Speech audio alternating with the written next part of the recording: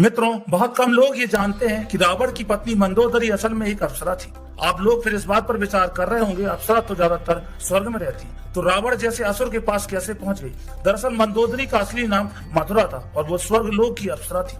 भगवान शिव की खोज में वो कैलाश पर्वत पर आ पहुंची। तब माँ पार्वती को बहाना देखकर उसने भगवान शिव को रिझाने का प्रयास शुरू किया और थोड़े समय के बाद माता पार्वती जब वहां पहुंची तो मथुरा के शरीर में शिव की भस्म देखकर क्रोधित हुई और उन्होंने मथुरा को 12 साल तक मेढक बनकर कुएं में रहने का श्राप दिया। जिस समय ये सब कुछ हो रहा था उसी वक्त असुरों के राजा मायासुर अपनी पत्नी के साथ तपस्या कर रहे थे। 12 वर्षों तक वे दोनों एक बेटी की कामना के लिए तपस्या में लीन थे। इधर मथुरा के श्राप का जब अंत हुआ तो वे कुएं में ही रोने लगी। उसी समय मायासुर और उनकी पत्नी कुएं के पास ही तपस्या कर रहे थे। जब उन्होंने रोने की आवाज सुनी तो कुएं के पास गए। वहां मथुरा ने उनको पूरी कहानी बताई।